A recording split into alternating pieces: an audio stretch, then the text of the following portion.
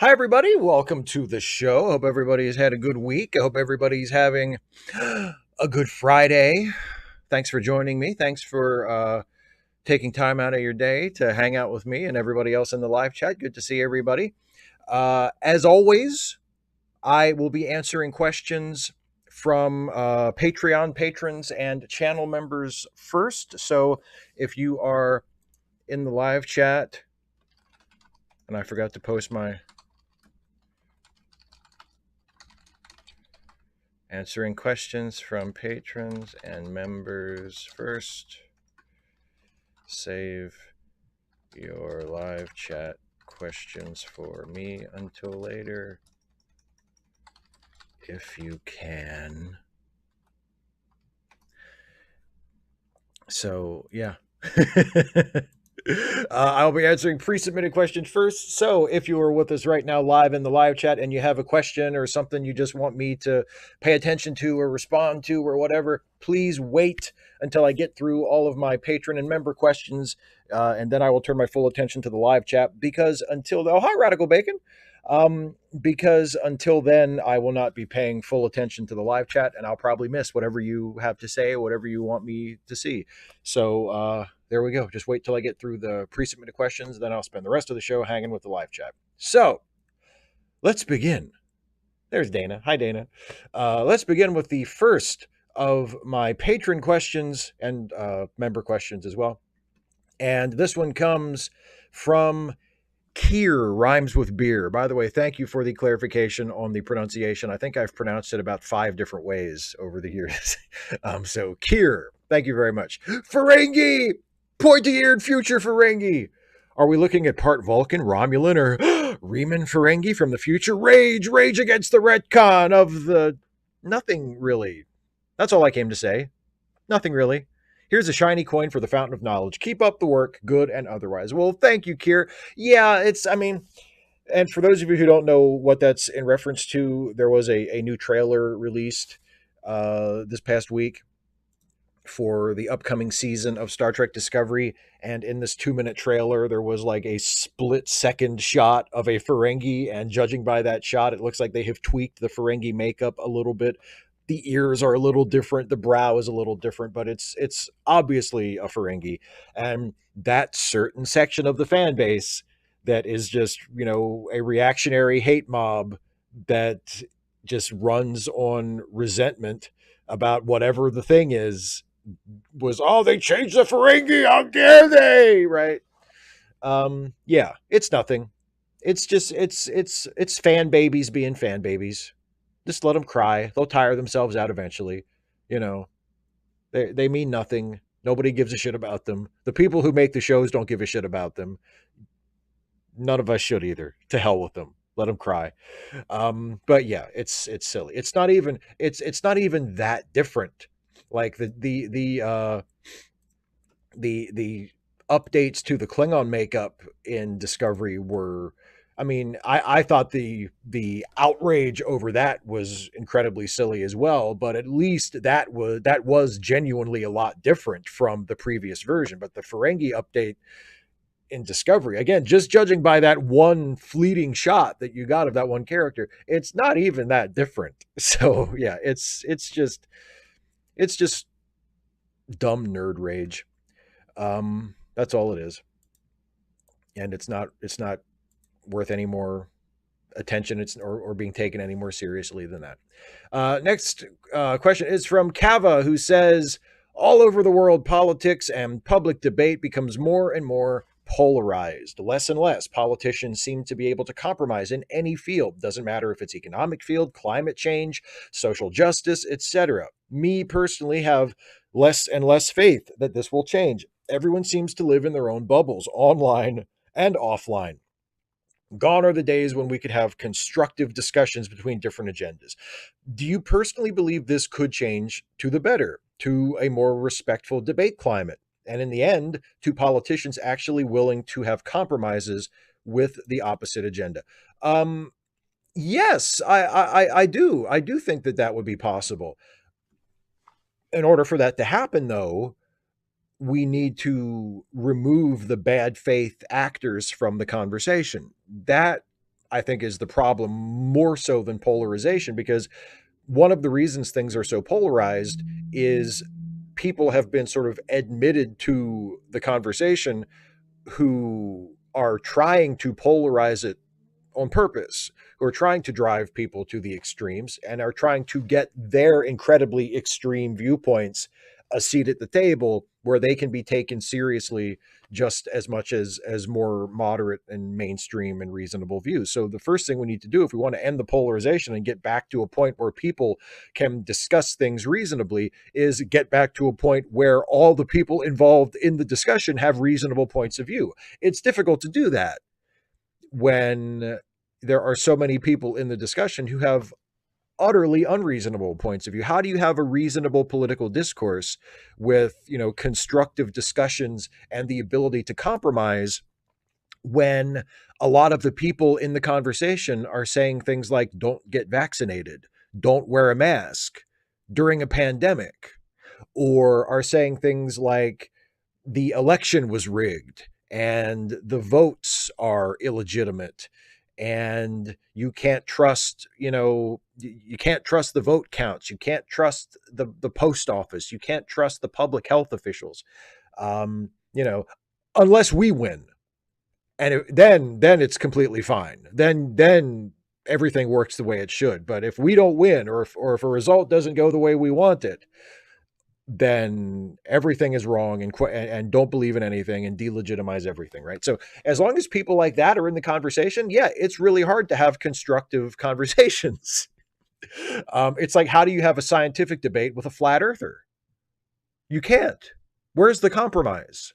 How do you compromise with a flat earther? You don't compromise with a flat earther. You either convince them that they're wrong and the earth is not flat, or you just push them out the door and say, you are no longer welcome here. You are wasting everyone's time with your horse shit.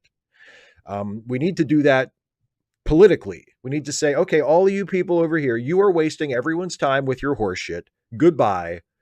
And whoever's left, that is then the remnant from which you build this more reasonable political discourse. So, but yes, but yeah, I do believe it's possible, but I think that's the kind of thing that has to happen. Next question is from Some Days You're Barbara. I would like to hear you lecture, expound, pontificate on what your best guess is for the upcoming SCOTUS, Mississippi abortion case. What do you think is going to be the spread? What's the ruling and what's the grounds?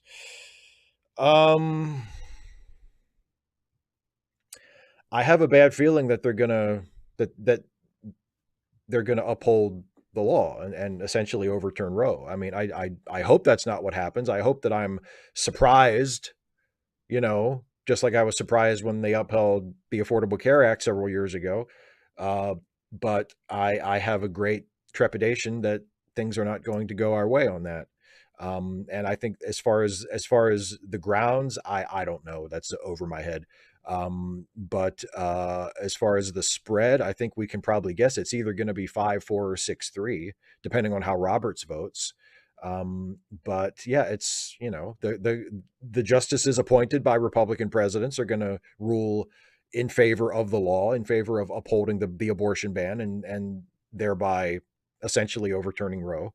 And the justices appointed by Democrats are going to vote against it and vote to uphold precedent. I think that's I hope that's not what happens. And I would love to see Congress step in and do something about it so the ruling isn't as relevant. But yeah, I'm afraid that's what's going to happen.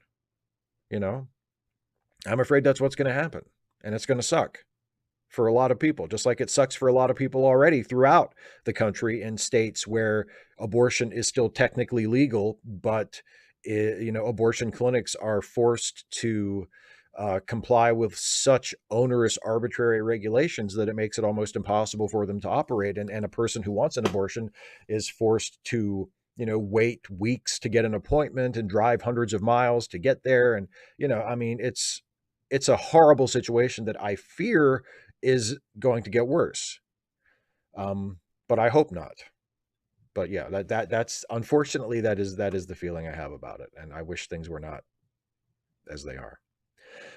Next question is from Eric Byer, who says, with fall approaching, I'm curious, have you and Stuffy climbed any trees this year? If so, did you find the accomplishment as satisfying as you had hoped? I Stuffy has not been climbing very many trees with me, but I haven't climbed any since probably early summer because the weather, for the most part, the weather has been either too hot or too rainy around here to go for a nice long walk in the woods and climb a tree. So I climbed a lot of trees back in the spring and the early summer, but it's been a few months since I climbed them. But now that the weather is theoretically cooling off, I say it's cooling off because it's, as you say, it's autumn now, but it was like 80 something today. So but presumably the weather will be the temperatures will be tapering down eventually, and I would like to get out and get some more tree climbing in before things get too cold, you know. So hopefully in the next couple of months, maybe I'll be able to get out and climb some trees. But I haven't climbed any for the last little while. But I got a good bit of climbing in back in the spring and the early summer, and it was incredibly satisfying. By the way, I love climbing trees. Stephen G. Clenard says, Steve, you're a DC Comics guy. Maybe you can help me with some questions that have been vexing me for some time. Critics have long scoffed at the silliness of Clark Kent using a mere set of ordinary glasses to disguise his alter identity as Superman. I don't understand why in over 80 years artists haven't given him a proper set of disguise glasses, the kind with a big fake nose, mustache, and bushy eyebrows attached. Why is this? Are comic artists really so lazy and stupid that this simple and obvious solution has never occurred to them? Is it too hard to draw? What gives? Speaking of which, do you think this would make a good premise for a superhero? Groucho Marx Man. Don't get into a battle of wits with this clever prankster, as he will cut you down with his razor-sharp clips and quips and finish you off with the magical, mystical cigar of destiny. He works alone, as he would never join a super team that would have him as a member. Thoughts? I think Groucho Marx Man is gold, is absolute gold. Uh, and drawing Clark with the Groucho glasses for the disguise, I think would be the perfect smartass response to any fan who complains about how unrealistic Clark's disguise is. Like if I were a comic book artist, and I certainly am not, but if I were a comic book artist and I were like at a, tabling at a convention or something, and somebody complained about, how come nobody can see that he's Superman? He's just wearing glasses. Why don't they give him a proper disguise? Or I would do exactly what you said there. I would draw Clark Kent with Groucho glasses, and I would show this to that dumbass fan. And I'd be like, there's something more like that. Is that what you would prefer? Something like that? Is that what you're asking for? Dipshit. Yeah, that's wonderful. That's wonderful. David Colby. I'd like to apologize last week for getting heated about the B5 DS9 stuff, but I would like to explain myself. The reason why I'm so touchy about the fact that Paramount stole ideas from JMS and why I don't find jokes about a new DS9 being kicked off just for trolling is because, like, corporations are evil.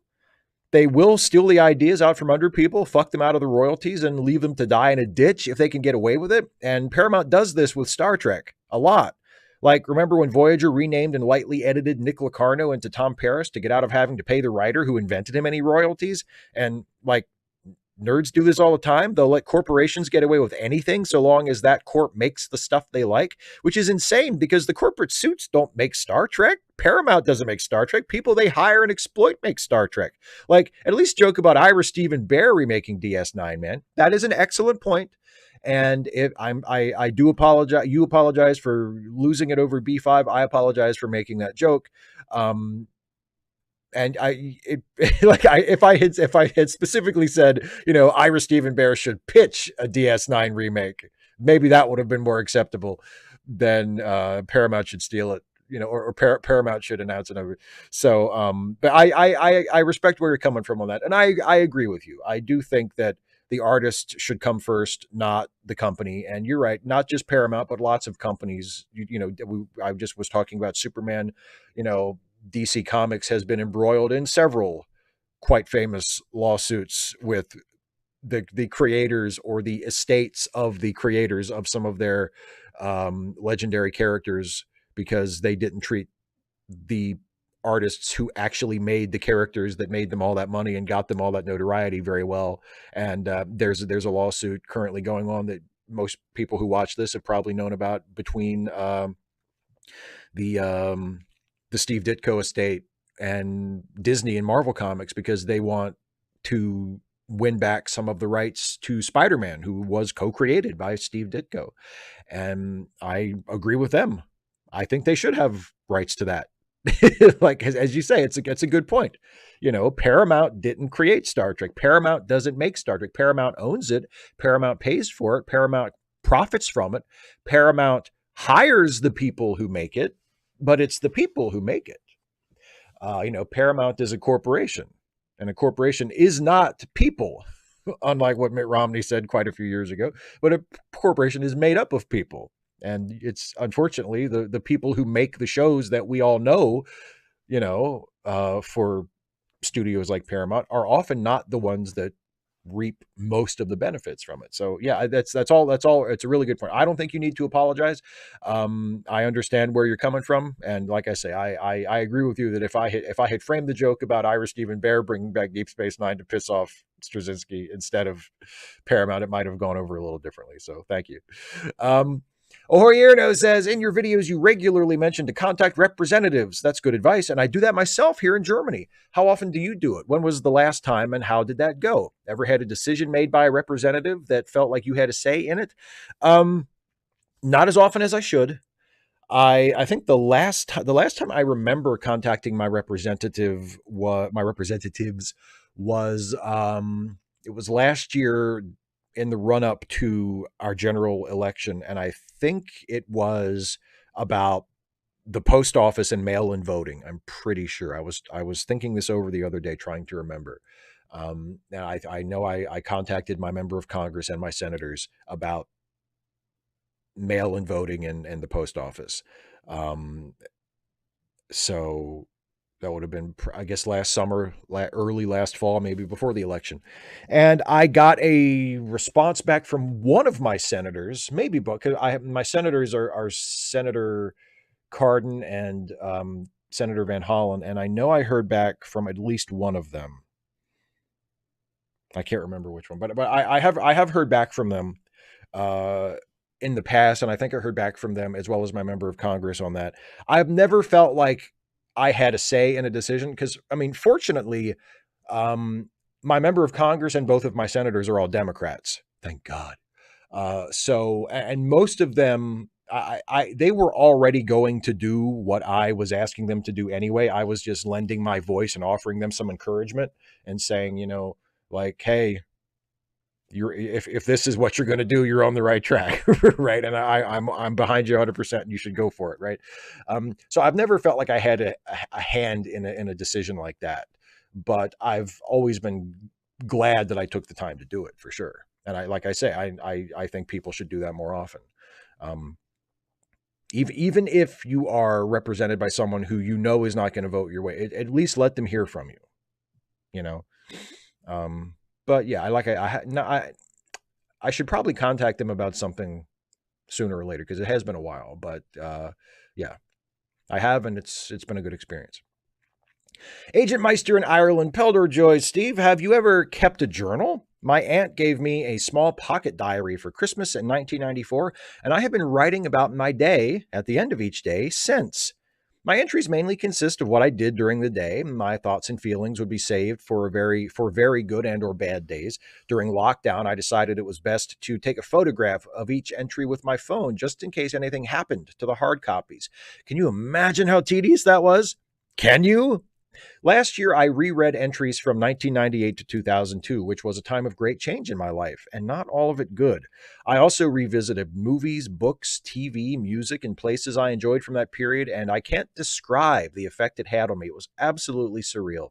Happy and sad memories came flooding back in equal measure, and at times I was afraid I went too far back. Keeping a diary is something I cherish doing, and I can't imagine my life without it. Just something I wanted to share. All the best. Well, I am very glad that you shared that. I think it's great that keeping a diary has been so meaningful to you and that it's been such a positive experience. I think that's wonderful. And I've heard that from other people too. I've known other people in my life who have kept journals or diaries, maybe not like ones that they have written in every single day, but that they try to write in regularly or semi-regularly just to sort of keep an update of what's going on in their lives, and and of course if something significant happens, what they think and what they feel about it. And they speak very highly of it and think it's very important to them, and I think that's wonderful. For myself personally, I've never been that interested in it. I find I find the idea of chronicling my own life in that way kind of tedious. Um, but obviously you disagree, and a lot of other people who keep diaries disagree, and it's a great thing for them. So I'm really happy that it's a good part of your life, and I'm glad that you decided to share it with us. That's terrific. Taking a picture of every single new entry does sound a little tedious, but then again, it also probably only takes a second. So, maybe not that tedious, but that's great. John Burns, December 7th, 1941. I can't say that without doing FDR. I apologize. And the U.S. has just declared war on Japan. He actually said on the Empire of Japan. Was this a morally correct decision? Did FDR have proof that Japan was going to attack Pearl Harbor on December 7th before it happened?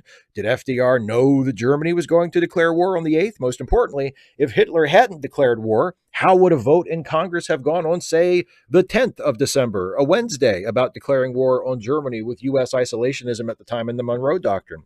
I believe all of those questions are linked as to allow for them to be answered together. I do think it was the morally correct decision. I don't know if FDR had proof that Japan was going to attack or not. I know I've heard various claims and various theories that he knew that the attack was coming and he chose to allow it to happen to give him a pretext to enter the war because he felt like he wanted to enter the war. He felt like it was the right thing to do and the proper thing to do, but he knew that he wouldn't have popular support. But after Pearl Harbor, obviously he did. Everybody was 100% behind him. I don't know if that's a fact or not. I honestly can't say. But was the war declaration justified and moral in my eyes? Yes, it was. Yes, it was. Both for the attack, the threat represented to national security by Japan and by the attack on Pearl Harbor. And also because the European theater was, people fighting Nazis, and you should fight Nazis. When Nazis are trying to take over the world, you should stop the Nazis from taking over the world. So it was moral in that way as well. There's a lot of stuff about World War II and about what we did during World War II that is not morally justifiable, that I have big problems with. The atomic bomb, the internment of Japanese Americans and German and Italian Americans here in this country. Like, there's all kinds of stuff that we did, that Roosevelt did or approved as president, that I don't think is morally justifiable in pursuit of the war. But the declaration of war itself, and the decision to go to war against Japan and against Germany, against the Axis powers in general, I think was a moral decision. Yes. Orion McMurray says, why is it that it seems that comic book characters have to have some tragic thing that happens to them to explain why they become a hero/villain? I think it's a form of shorthand, and it's either a result of lazy writing or writers or editors or whoever is ultimately responsible for that decision not having enough faith in the audience and feeling like if there's not one thing that you can latch onto to explain why a character is this way or that way, then it won't connect, it won't read for an audience.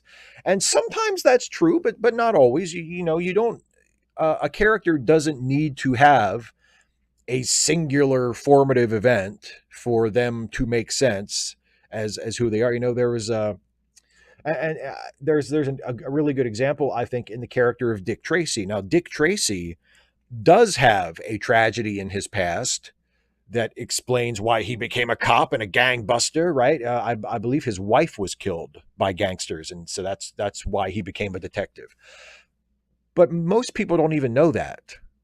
Like, most people don't even know that Dick Tracy's origin story is that, because they never really brought it up again. The reason why we know Batman's origin story is because they keep bringing it up. It comes back again and again and again. That has been retold and referenced ad nauseum, whereas Dick Tracy's, tragic backstory isn't really brought up. It wasn't brought up. I don't think it was brought up in the Warren Beatty movie at all. and it's rare. It was rarely, if ever, mentioned in the comic strips, at least the ones that I've read. So it just wasn't that important to his present day life. Um, so it just, and a lot of people just don't even know that.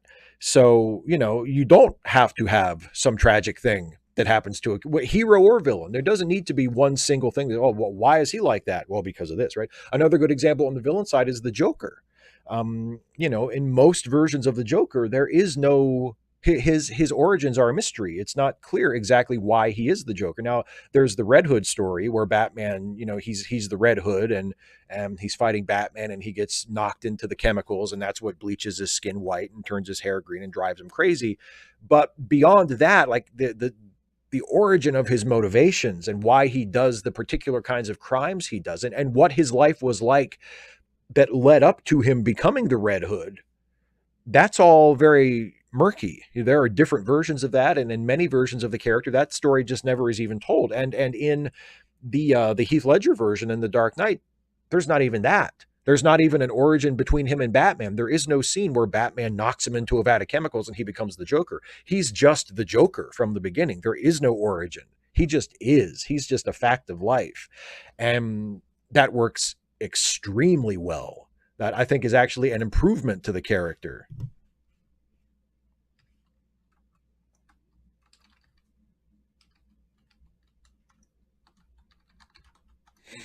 So yeah, so I mean they don't need a specific inciting incident to explain, but I think it's either lazy writing or lack of confidence in the audience on the behalf of someone on the creative side. Cassie Volpine says, here's a spooky scenario for spooky season. You awake lying on the ground in the gloom of a naked light bulb. You make out filthy cinder block walls, concrete floor, no windows, one door. You're forced to crouch slightly when you stand so you don't hit the ceiling's exposed beams. You go to the door, open it, and step through. A rickety wooden stairway climbs into an abyssopelagic void. Wow, what a fantastic, an abyssopelagic void. Holy shit, that's a great word. An abyssopelagic void. Something is creaking down those stairs. A brief pause. Then rapid footsteps cascade and echo towards you. Before slamming the door behind you, an icy breath tickles the back of your neck. There's something new in the room. A simple wooden desk, a typewriter, a ream of paper. Cold air drifts under the door, a whisper soft and dead. If footmen tire you, Steve, what will horses do? Steve. And then werewolf Michael Landon turns to the camera and says, Happy Halloween. Ooh, that's good.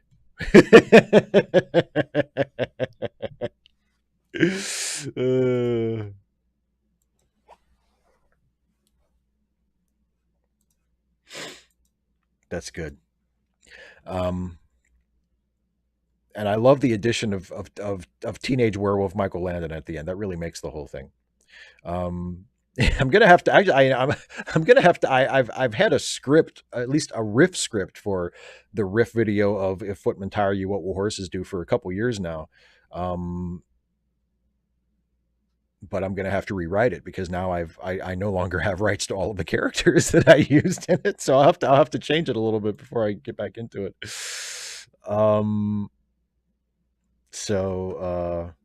Yeah. Anyway, next question is from Lord Eric Allen. All right, Steve, I used to enjoy hearing Shran call Archer and other humans pink skin, but today it just hit me that the writer's decision to have him do that is a little problematic. Obviously, not all humans have pink skin, in other words, white. In fact, most humans don't have pink skin. And I don't recall it ever being addressed either in show or out of show. Do you think this is another case of unconscious bias? Mostly white writers writing for a mostly white cast, or is there a conscious point being made that I'm just not seeing? Anyway, I hope you're doing well. I missed the live hangouts. Life been busy with marriage planning and house hunting, but it'll be calming down soon. Stay well and stay healthy, my friend. Well, you too, buddy. I appreciate you saying that. I hope all of the house hunting and the marriage planning goes well. I think it's unconscious bias. I certainly don't think there's any intended message on the part of the writers. I mean, maybe there would have been an opportunity there if somebody would have thought to have him, Shran could have called Travis Mayweather brown skin and got knocked the fuck out. Travis could have said, "What the fuck did you just say?" And clocked him one or something. But no, I think you've got it. I think it was a white male writers room, and they were writing for a mostly white cast and a mostly white audience, and flesh color is historically defined as the color of a white person's flesh because it's the white default, because we have a pro-white bias in society. There's an inherent white supremacy sort of baked into Western society, and I think that is an expression of that. I think it's just, yeah, it's unconscious bias. Because you're right, when you think about it, it's problematic for a whole bunch of reasons. It's like it's problematic because not all humans have the same skin color. It's problematic because it's kind of shitty to say no matter what. You know what I mean? Like if Archer had called Shran blue skin or antenna head or something, like that would have been disrespectful, right? So, but yeah, I think it's an unconscious bias situation. Yeah. General Contact Unit Problem Child. A few weeks ago, Professor Flowers, a black YouTuber, made a vid where she said that if people of color want to expel all white colonizers from their lands, they should be allowed to, though it's not what she said she'd want to do. Vosh had her on stream and asked if she'd condone ethnically cleansing white people, i.e. via forced removal in colonized area, and she gave non-committal answers.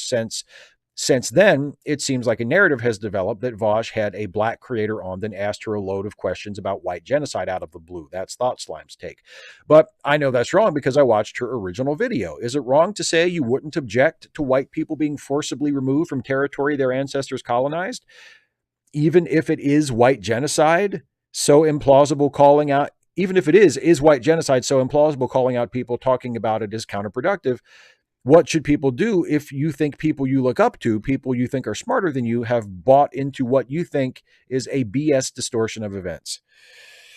Okay, there's a lot going on there. I'm not familiar with the video that you're referring to because I don't know Professor Flowers, and I pay no attention to Vosh whatsoever, and I didn't see Thought Slime's video about it, so I know absolutely nothing about the situation. I mean, I think it's a situation where I feel like I can sympathize and understand with people's reasoning without necessarily condoning it. Like I don't think at this point, I don't think forced relocation, even of the descendants of colonizers, is the right way to go. But I can understand why people would feel that way. Like that's probably the most I can say about it. Like I don't think that's a good thing to do or a good policy to advocate, but I can totally sympathize with someone's motivations. I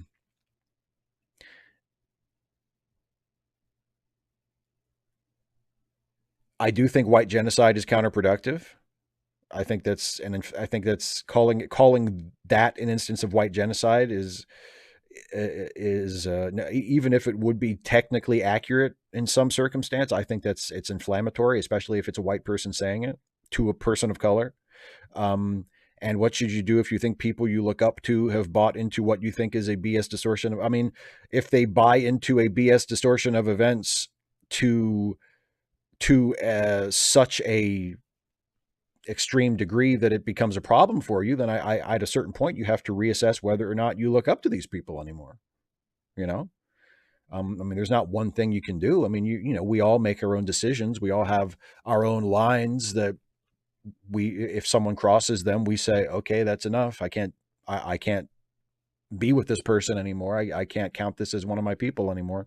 I mean, you get to that point and you have to make that decision. But yeah, I mean, if the BS distortions that they have bought into become too disruptive for you or too much of a problem for you, then yeah, you have to maybe think about paying attention to somebody else. That's the way it goes sometimes. But yeah, again, that's just my reaction based on what you've told me in the question, because I know absolutely nothing about any of it. So I hope that was of some use to you, and I apologize for my flailing around there. Um, Glenn Helwig says, "Good day to you, Steve. Just wondered if you watched Shatner go into space on Wednesday. I watched the launch myself. Added bonus is that it was also my birthday. And being a lifelong Star Trek fan since the 60s when it all started, it meant so much to me to see it. If you did, what were your impressions on what Shatner said when he was talking to Jeff Bezos after they came back?" Um, I didn't watch it live, but I did watch clips of what Shatner said after he came back down. And, I appreciated what he had to say. I thought it was nice that it was such a profound experience for him. And, he talked about how how profound it was for him, that how quickly you leave the atmosphere, like there's the atmosphere, and it's he's taught he compared the blue and the black, in his remarks, where you're in the atmosphere and it's this covering of blue, and then in an instant you're through it and the blue is below you and you're in the black, and he kept saying the black is death. You're in space and it's death, and down there is the blue, and it's life, and it's hope, and it's everything precious. And I thought it was wonderful. He turned it into an environmental message. He tried to use it to stress the importance of responding to climate change, and changing the way we operate to do better by the environment. I thought it was wonderful. I thought it was lovely, and it would be really nice if people listened to it. I couldn't help but notice that it's the same sort of thing that actual astronauts have been saying for 60 years. But Captain Kirk said it, so maybe a few more people will listen. But sorry, Geoff Bezos, not Jeff Bezos, Geoff Bezos. But yeah, I good for William Shatner. William Shatner is a problematic figure, has said and done some shitty things in his life. And I don't think it's a coincidence that I think now every surviving member of the original Star Trek cast hates his guts. Like, his friends were DeForest Kelley and Leonard Nimoy. They have passed away, so the only people left. I don't think James Doohan liked him either, but James Doohan has passed away as well. But so I think the other survivors of the classic Trek cast are all people who hate his guts, and I don't think that's a coincidence. And I don't think it's for no reason. But yeah, but good for Shatner. I'm glad that he had a nice experience as a space tourist. I refuse to call him an astronaut, but I'm glad that he had a positive experience and that he used it to try to say something positive when he got back. I think Geoff Bezos in particular was not really listening. I think the message fell on deaf ears in that instance, but hopefully some people watching, were listening and took that in, because I think the message was good and was important. Isaiah Taylor. So I saw your What Makes a Bad Movie video, and Armageddon. What do you think of that shit? Asteroid the size of Texas being split in two, and Earth is saved? The explosion happening that close to the planet? Okay, the patriotism is awful. The US president being the only one in the world who decides to have authority to use the only bomb they have. Also, why is NASA always looked down upon in this movie? BBT said in the film that he wonders why NASA exists. There's a million other things, but what don't you like about Armageddon? It's a visually good movie, but I like Deep Impact instead. Well, I'm trying to remember what I said about it because we reviewed it on Late Seating a couple years ago. And I haven't watched it since then because I just really don't like it. Yeah, I mean, it's dumb, it's loud, it's obnoxious, it's too long. It's I mentioned this in my Three Kinds of Bad Movies video, and a couple people in the comments took issue with it, or said they just didn't see it that way. I said it's mean spirited. A lot of Michael Bay's movies are mean spirited, and in Armageddon, it's mean spirited. In a couple of instances, there's early on when the fragment of the asteroid lands right on the guy on the street. It's like, gee, did you really have to kill that guy? Like, he's like looking up at the asteroid, and it just lands right on his fucking head and blows him into a million pieces. There's the asshole amateur astronomer who discovers the asteroid, and he's like, hey, people who discover asteroids can name them, right? And they're like, yeah, who do you want to name it after? He says, I want to name it after my ex-wife because she's, a life destroying bitch from which there is no escape. It's like, God, fuck you. Why do you? It's just such a, you know, and it's for a laugh. It's like, ah ha ha ha, the hateful ex husband. Oh, let's all have a good laugh at his horrible wife. Apparently, it's just bullshit. Um, so yeah, a lot of Michael Bay's humor is like that. It's like dumb jock, like douche bro humor, like locker room jokes and shit. And so I don't like that about it. Yeah, the patriotism, the rah rah stuff, the fact that like it's shot like a fucking car commercial all the way through. I mean, again, all of Michael Bay shit is like that. You know, everything. I think everything shot. All the exteriors are shot at the golden hour. There's all those cheesy shots of like when the president is talking, and there's that montage of shots of people watching on TV or listening on the radio from around the world, and it's all at the golden hour. It's like somehow the Earth has stopped rotating and become flat, and it's at the golden hour all around the planet. It's just a shitty, dumb, pointless, pandering movie.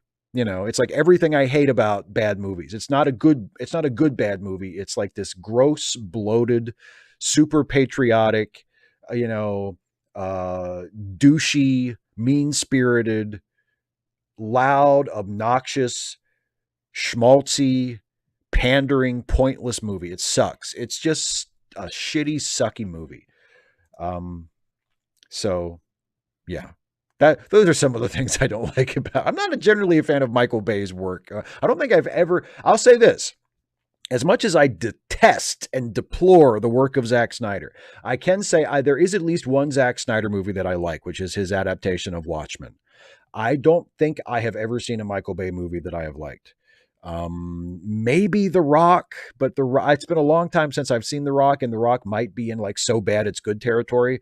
But for the most part, I just find him utterly repulsive. He's just, not morally repugnant like I find some of Zack Snyder's work, especially 300, but just loud and obnoxious and shitty. Just visually and sensorily repellent. Just utter garbage.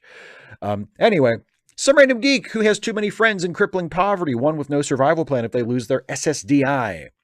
It was a bombshell statement from the Facebook whistleblower when she said Facebook chose to make money over the safety of its users. They knew their algorithm on Instagram was causing teen girls to develop eating disorders, but they would make less money to change it. They would still make billions each year, but they never wanted users to log off. So the Instagram algorithm leads girls to obsess over their bodies so that they stay on the app. This is not a bombshell to communists and anarchists. The Sackler family said their opioids were not addictive. Tobacco companies swore to Congress their products were safe. Oil companies knew about climate change since the 50s. The 1954 coup in Guatemala was for cheap bananas. Capitalism encourages greed. The top-down hierarchy, like corporations, leads to terrible folks being up on top. How can those underneath Mark Zuckerberg within Facebook be vigilant and keep him in check? I bet the investors want Mark to keep doing what he's doing. Well, yeah, I mean, you say it wasn't a bombshell to communists and anarchists. It shouldn't, regardless of your political ideology, it shouldn't be a bombshell to anybody who's been paying any attention. And the thing is, the people underneath Mark Zuckerberg within Facebook, some of them are vigilant and are trying to keep him in check, but it's not doing very much good because they don't have the power. And I think what needs to happen with social media companies is the same thing that has happened with other companies that you mentioned in there, which is it's going to come down to government regulation. The entire history of commerce and industry in this country and all over the world has been the same story. Companies will not do the right thing at the potential cost of their profit, even if it doesn't even cost them all their profits. It just shrinks their bottom line a little, because you mentioned that Facebook still would have made billions a year if they had adjusted the algorithm to make it less dangerous and less exploitative, to their users. They still would have made a pile of money, but it would have been less. So they said, we're not going to make less. We're going to make more. Right. And again and again, private business chooses to do that unless there is an outside force that says you can't do that. We are going to force you to behave ethically. And then, and again, and that still doesn't work 100% of the time because, the businesses which are regulated still behave horribly and mistreat people and exploit people and commit crimes in pursuit of wealth. But you know, it's better than it would be with no regulation, and it needs to have more. But yeah, I mean, that's the way it goes. Of course, it shouldn't be a bombshell. It shouldn't be a surprise that Facebook behaves in this way because it's allowed to, because the government does nothing to stop it. And if you don't force businesses to do the right thing, they won't do it. That's why regulation is there. That's why regulation is necessary, because you need to have an entity like the government that is not primarily focused on profit and shouldn't be and cannot be, that must be focused on the common good and the rule of law, and will force these businesses to worry about things other than their profits, because otherwise that is all they will care about. And history has shown this over and over and over again. So no, it should not be a surprise to anybody. It should be a wake-up call, perhaps, and it should be a rallying cry to say, let's do something about this, but it should not be a surprise. Matthew Lordy says, hey, Steve, hope you had a great week. I enjoyed your 3 kinds of bad movies video. My question this time is, do you have an opinion on the following authors? Chris Hedges, David Harvey, and David Graeber. I have read Bullshit Jobs, A Brief History of Neoliberalism, and Wages of Rebellion, enjoyed all of them, and adhered to the anti-establishment sentiment and polemics raised by these authors. I was wondering if you read any of their books, and if so, what did you think of them? Take care, bud. Well, this isn't easy. Thank you for the question, by the way, and I had a good week. I hope you had a good one, too. Easy answer. I haven't read any of them, so I have no opinions. But I know that I know Dana has read Graeber. I don't know if she has read Hedges or Harvey, but I know she has read David Graeber, and specifically Bullshit Jobs. And I think she's read at least another book of his too, and she is a fan of his. So it might be a good question to ask her what she thinks of it. But I have not read any of them, so I cannot offer any insight or any thoughts. So I apologize for that. But thank you for the question, and thank you for being a supporter. Mac, who is getting a question in before 5 p.m. Friday. Well, good for you, man. Hi, Steve. I'm going to eschew my regular politics-related question because I may cry. So instead, I'll ask you to expand on your thoughts around Star Trek Lower Decks. I know you've said the show is fine/good, but it's just not your humor. Fair, not everyone likes the same stuff. I love LD and thought the humor would be right in your wheelhouse.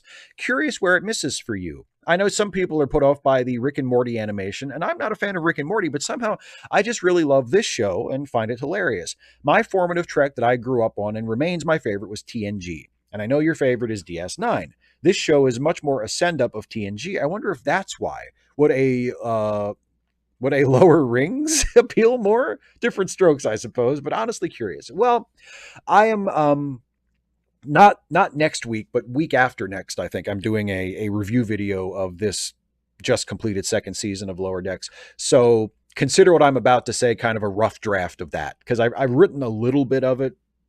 So I've organized my thoughts to a certain degree. But so just consider this kind of an abbreviated rough draft of my forthcoming review video. Yeah, you're right. I mean, I think Lower Decks is fine. I don't dislike it. I don't think it's a bad show, but I feel like at this point, after 2 full seasons of it, I feel like I'm kind of just about done with it. Like I don't really see much point in watching any more of it. I may change that. I mean, next year, season 3 rolls around, maybe I'll decide, fuck it, I'll watch it. You know what I mean? Like, I don't want to say I'm never watching it again or anything like that. But at this point, after 2 seasons, it feels like, okay, like I think I've seen what the show is and what it has to offer, and I'm good. I don't, it's not really my thing. I think, and it's not the animation. I know a lot of people complain about the character designs and the animation style. I have no problem with that whatsoever. In fact, I think the show looks great. I think the character designs are terrific. I think the ship designs are great. The animation is terrific. Technically, artistically, in terms of the visuals, I think the show is terrific. And in fact, on this most recent episode, there are a couple of shots that are just beautiful. The the exterior of the Cerritos when they take off the outer hull plating to make it through the debris field and rescue the other ship. Like that's really, really well done and really beautiful. It's it looks fantastic. I have no complaints about the way the show looks at all. Uh, I think my main issue with it is I just don't think it's funny. Yeah, like, and it's hard for me to justify watching a comedy that just isn't funny to me. And I think the reason it isn't funny is that they go for the reference instead of the joke, or a lot of times there is a reference instead of a joke. There's way, way too often it'll be, oh, this is just like that, or what would character from another Star Trek show do, or here's a situation that's just like a situation from another episode and another. Like, there are so many Easter eggs and so many references to past versions of Star Trek, and they do that instead of writing a joke. And a lot of times it feels like they came up with a reference and they said, oh, that'll do, and they didn't bother writing a joke. And that bothers me. That feels lazy. And I know it's not lazy, because I know that a lot of work must go into those scripts, because a lot of those Easter eggs take some research, and a lot of those there are things in the show that, are set up in earlier episodes and pay off later. That obviously takes some thought and some work. It doesn't seem like a lazily written show, but the humor in it feels like they just couldn't be bothered to write jokes, or that their priority was somewhere else. Their priority was not to write jokes, was not to make the show funny, was to load it up with as many clever references to other versions of Star Trek as they possibly could. And obviously a lot of fans really dig that. And I'm just kind of over it. Like, I don't need a Star Trek show that exists to just remind me of other versions of Star Trek. Like, I know, I saw it. I saw the show. I remember, you know, like the bits and by the way, and I thought the season finale was probably the best episode of the season. I thought the season finale was a really strong episode. It wasn't very funny, but it was a really good episode of Star Trek. I liked the crisis. I liked the situation. I liked the solution. I liked that they found an innovative way to change. It was one of those things where, there's this unsolvable problem, but we can solve it if we change the ship in a certain way, right? Star Trek has done that a lot. And I give credit to Mike McMahon and the other creators for coming up with a way to do we have to change the ship in a really dangerous way to solve the problem that they hadn't done before, that no Star Trek show had done before. Like, removing the outer hull to reduce the magnetism to fly through the debris. Like, that's clever. And no other Star Trek show has thought of that. So I enjoyed that. And it was a good story, and it was a good episode. So I liked it. I just wish it was funny. It's just, there are little moments here and there that are funny. But overall, it just doesn't, as I think I said last year about the first season, and I can say it even more so this year. It makes me smile, but it almost never makes me laugh. It almost never makes me laugh. And the more I watch it, the less it makes me smile. It's not even a smile anymore. It's just kind of like a nod of recognition. Like, oh yeah, I know what they're referencing there. I saw that episode, so it's just not my thing. It just doesn't do it for me. But I don't want to rain on anybody's parade. I don't want to make anybody feel like, I think it's a bad show or that it's bad Star Trek, or, I take pains to separate myself from the shitheads who are like, it's the worst thing ever and Star Trek shouldn't be this and that. And all the people who freaked out about that shot of Boimler with his legs spread during the Naked Now holodeck thing. Like, God, get a life, get over it. That's like the least of the show's problems. It's not even a problem. It was a joke. It was a gag. It took like, half a second, and at least it wasn't at least it was something that was trying to be funny in its own right. It wasn't just relying on you recognizing a reference from some other fucking show. So it was actually one of the better gags from the season. But yeah, it's not my thing. But I know a lot of people who I really like and respect, including you and other fellow Trekkies of ours, really, really love the show as you do. And, so I don't want to rain on anybody's parade, but it's just not my thing. It's just not my thing. Russell says, "Hey, Steve, how have you been? I'll get to my question here in a bit, but I am saddened that I had to miss your Wednesday stream. I love Rules of Acquisition. Great episode. What topic shall we discuss today?" Well, the most recent fun debate I had was which captain violated the Prime Directive. I'm curious on your thoughts. As for me, I made the following comments. Cisco doesn't count. He was a captain on the front lines during a massive war. I will defend Cisco to no end, including his choice regarding Eddington, which is kind of ironic because I never saw the Maquis as bad guys. But Eddington, anyways, another time on that. Kirk violated the rules, but in many cases he was ordered to do so by the Federation. Picard was a diplomat. And finally, Janeway, who I voted most likely to violate Federation directives. Finally, I watched one of your videos titled, "Who was the worst admiral?" Well, I skimmed it. No mention of Dougherty? I can't remember if I mentioned Dougherty in that episode, in that video or not. I may have mentioned him fleetingly, but I know I didn't spend a whole lot of time on him. At least I don't think I did. That was mostly about Admiral Pressman from the Pegasus, who's I think one of my favorite one-off Star Trek characters, and I think one of the better evil admiral characters.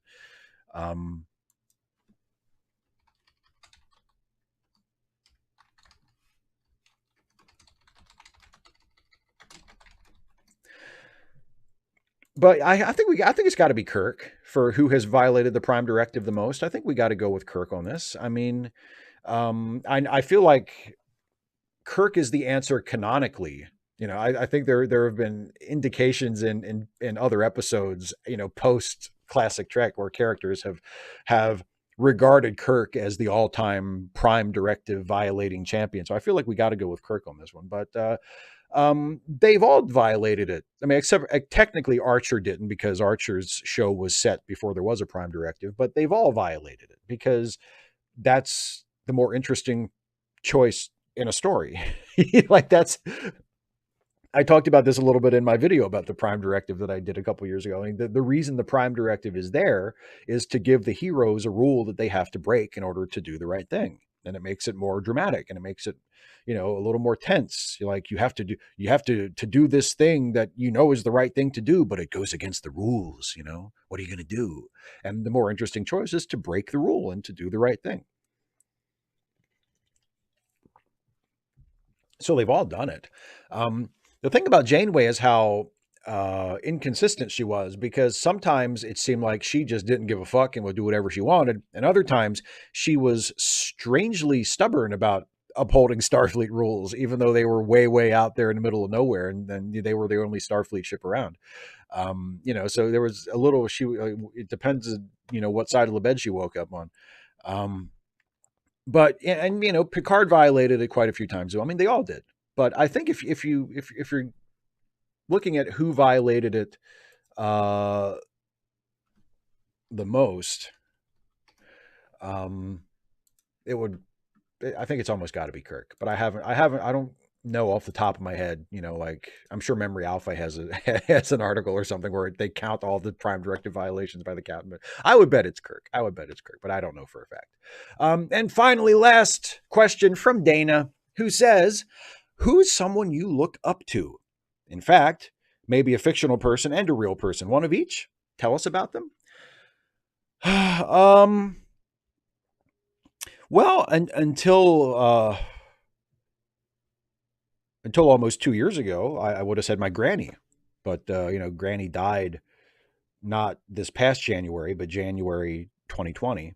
So I guess I can't say her anymore because I mean she's a real person, but she's no longer around. So I don't look up to her present tense. But for much of my life, I would have said Granny.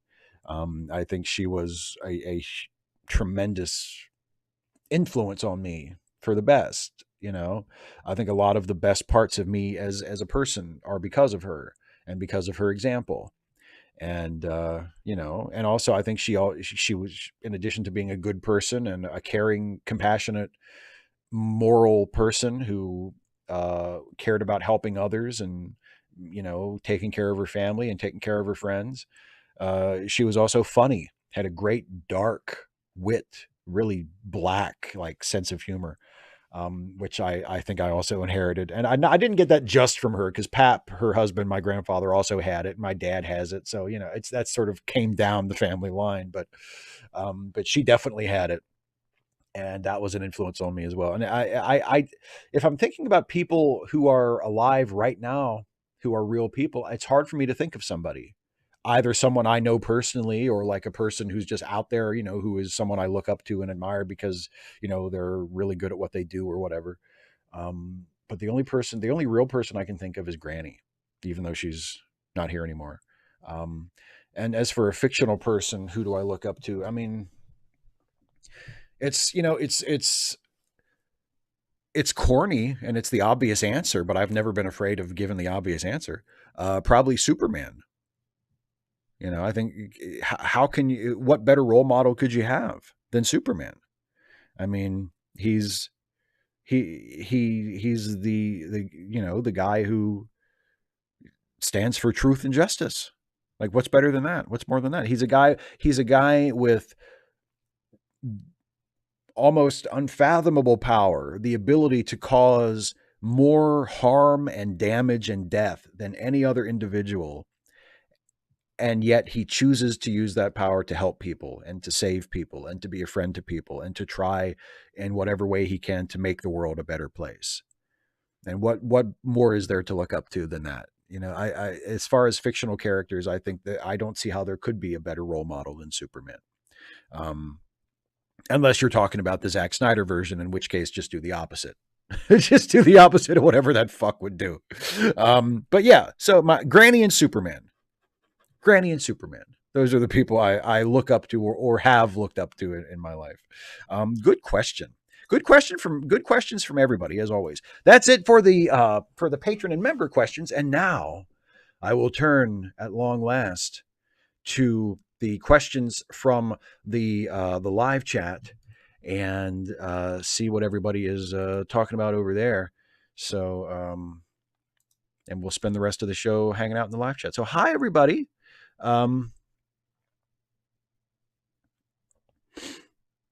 Hooligans Corner says Captain America is better than Superman. Well, that's a similar thing, though. That's a similar thing. I mean, in terms of their admirable qualities, I think they're in the same sort of category. But Captain America is also a totally valid choice.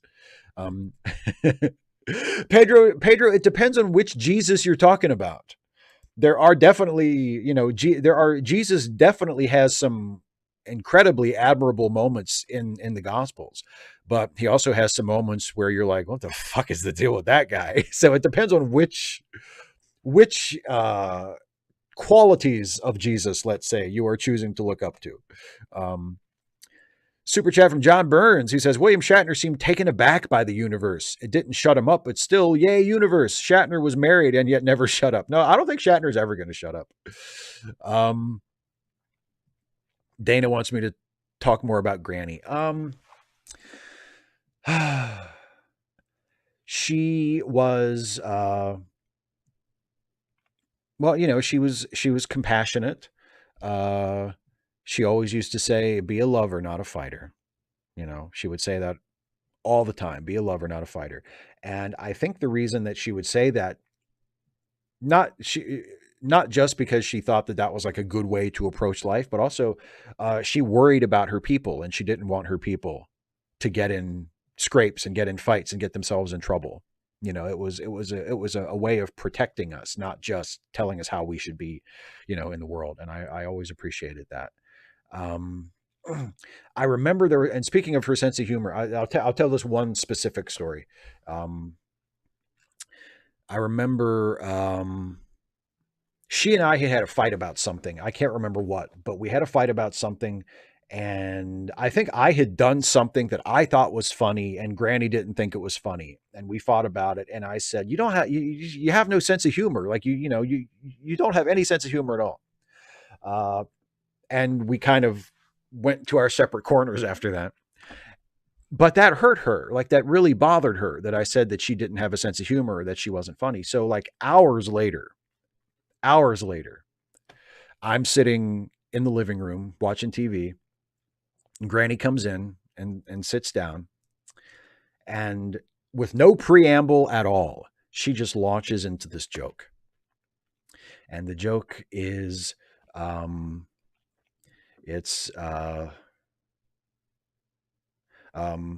A priest, a rabbi, and a lawyer are going on a road trip, and their car breaks down, and they're in the middle of nowhere, of course. So they go up to this nearby farmhouse. They knock on the door. They ask the farmer if they can sleep at his house for the night until they can call somebody in the morning to come tow their car, right? So the farmer says, well, of course, I'd love to put you guys up for the night. Unfortunately, I only have 2 spare rooms. So 2 of you can stay in the house, but one of you is going to have to sleep out in the barn. So the rabbi says, okay, you guys stay in the house. I'll go sleep in the barn. So they go their separate ways. A couple hours later, there's a knock on the door. The farmer opens the door, and there stands the rabbi. And the rabbi says, I hate to do this, but I noticed just as I was falling asleep that you have pigs in the in the barn, and we're kind of not supposed to fuck around with pigs. So could I maybe just go upstairs, and maybe one of the other guys will switch with me, and I can sleep in the house, and one of them can sleep in the barn, because I don't want to be around the pig. Is that okay? And the farmer says, yeah, sure. So he goes upstairs, and the priest says, I'll switch with you. Okay, I'll switch with you. I'll go sleep in the barn. So the priest goes out and sleeps in the barn. Before long, there's a knock on the door. Farmer opens the door. There stands the priest, and the priest says, look, I am so sorry. Can I get one of the other guys to switch with me? You've got cows in the barn, and one of the cows just he's just farting all over the place. It smells terrible. I can't fall asleep with that. Can I get one of the other guys to switch with me? And the lawyer says, I got this. I'll go sleep in the barn. You guys stay here. This is all going to be fine. So everybody goes to bed. Before too long, there's a knock on the door. Farmer goes downstairs, opens the door. There stands the pig and the cow. So Granny tells me that joke out of nowhere, and I laugh because it's a funny joke. I don't think I told it very well that time, but it's a funny joke.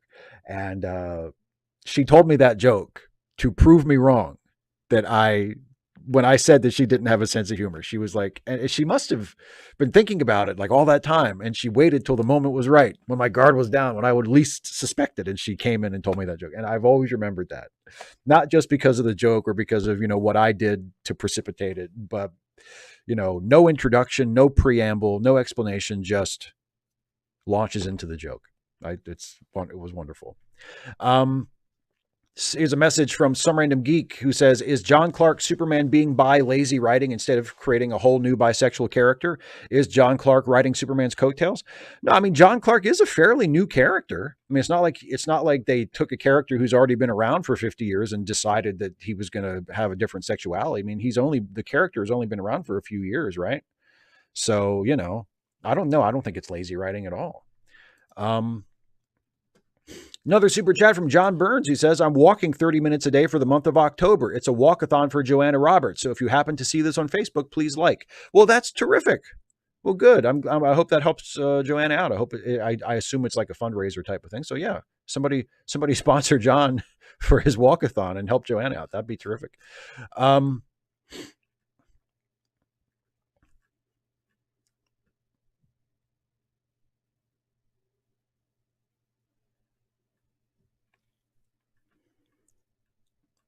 Do 255 AD says, by Superman thing, is it a problem that these comic companies get credit for making their famous characters LGBTQ when they've actually just made alternate versions LGBTQ?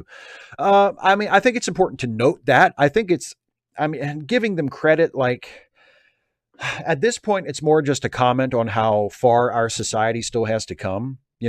When a comic company can even be in a position where they could conceivably take credit for something as mundane as, hey, one of our characters is bi. It's like, it is a big deal because of how shitty everything is, but it shouldn't be that big of a deal. Like, it should not be noteworthy that a superhero has a particular sexuality. Like, it's a big deal because of, the prejudice that LGBTQ people face, but it shouldn't be that big of a deal.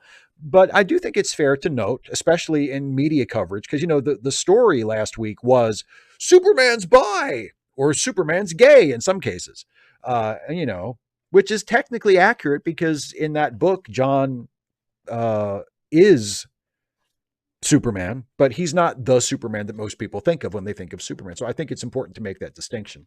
And yes, it is very different to say that Superman, aka John Kent, son of Clark Kent and Lois Lane, is bi, than to say Superman, also known as Clark Kent, the Superman is bi. Knit and Crochet Tiger, I have not seen Brightburn. I meant to see it when it came out, but I never got around to it.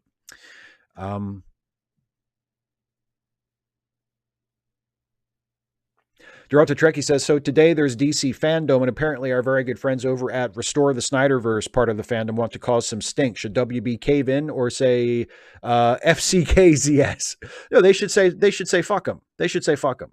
That's what they should have said all along.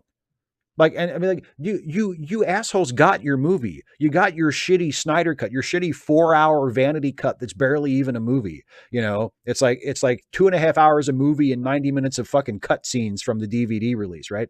You got your movie. That's all you get. We're not going to make sequels to shitty movies that we didn't even want to release in the first place because a couple of you are whining about it on Twitter. Of course, DC should say fuck them. ASCII 892, this is a good one. The dolphins in Lower Decks seem to be a lot like the ones in the Ensign's log. Do you think there might have been some inspiration there? No, I don't think so. And actually, this is another thing I'll give Lower Decks credit for, since I was talking about it earlier after CMAC's question. I think that Lower Decks did that joke better than we did, because it wasn't quite as direct and raunchy as we went with it. I thought the stuff when they were, and I've been informed on Twitter, technically they are not dolphins, they are beluga whales. So, let's try to be accurate here. But the bits where they kept trying to coax Rutherford into the pool with them, and they never came out and said, because we want to fuck you, but they were being extremely flirtatious and solicitous toward Rutherford in particular. Like, get that sweaty body in the pool, man. Come on there. And, but they're being happy and bubbly and I would almost said dolphin-like, but beluga-like, I guess, very cheerful. I mean, like, come on, man, get in the pool. Right. I thought that was hilarious. That was one of the jokes that really, really worked for me. That again was an actual joke. That wasn't just a reference to something. And I thought they did that better than we did it on the Ensign's log. So, but I don't think there was any inspiration or anything like that, because it's an obvious joke to make.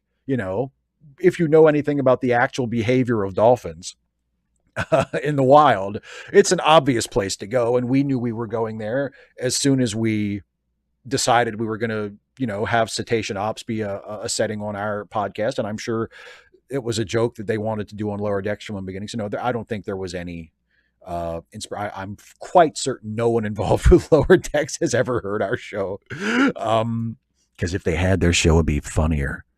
I'm kidding, but I do think our show is better. But I thought their Cetacean Ops joke was better than our stuff has been. So fair play to them and good for them. Oh,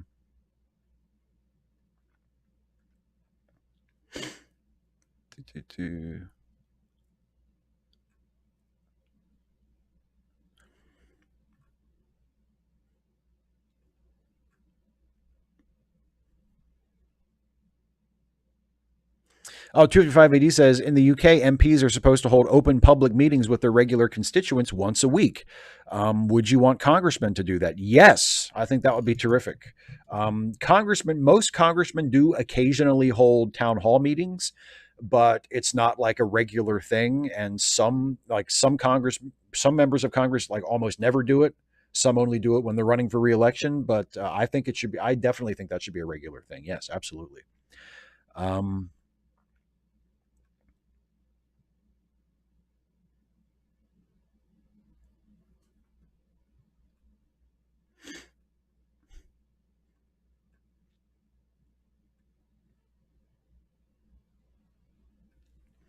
Dana asks, that most recent episode of DS9 still irks me. So what do you think are the elements of a good romantic plot? What are some examples? Well, I mean, it's tough to pin down, but I think the most obvious thing is a good romantic plot has to have at least two characters. I want to leave it open for my polyamorous people out there who would like to see polyamorous romance represented, but it has to have at least two characters. that the audience wants to see get together. So the characters themselves need to be likable. They need to work well together. There needs to be some chemistry, both in the writing and in on screen through the actors. And that's all things that need to be there. Um, what are some elements, or what are some examples? God, what are some examples of a good Roman Holiday with Gregory Peck and Audrey Hepburn, I think, is a really good one. Um, what's another really good romantic movie that works? Um, I'm completely drawing a blank, but Roman Holiday has always been a favorite of mine. Um, yeah, I don't know. There are others, but I just can't think of any. But yeah, there needs to be chemistry between the actors. There needs to be likability on the parts of both characters, and the audience needs to want to see them get together and be interested in them as a really. Oh, I'll tell you a good one from TV. On the original British version of The Office, um, Tim and Dawn, I think, is a great example. Tim and Dawn are two characters that just, at least when I watch that show, like just they do the will they or won't they thing so well. They tease it out just perfectly. They pay it off at just the right moment, which is like the very, very end of the series. And they're both very nice people. They're charming, funny, wonderful characters. You want to see them get together. They're kept apart in ways that are frustrating, but not frustrating in a way that makes you want to stop watching the show, like ways that are logical and make sense within the framework of the show. And then when they finally do get together at the very end, it's just incredibly satisfying. So I would say I would say Roman Holiday for movies, and Dawn and Tim from the original UK version of The Office for TV as examples of good romantic plots. Um, John Burns, another super chat. Thank you, my friend. Says Jon Stewart to Tucker Carlson. I'm on Comedy Central. You're on CNN. John's point was do the news, not satire. Too bad the media's gone full satire. Yeah, and people like Tucker still don't know what satire is. So there's that. But yeah, that's a good point. Um,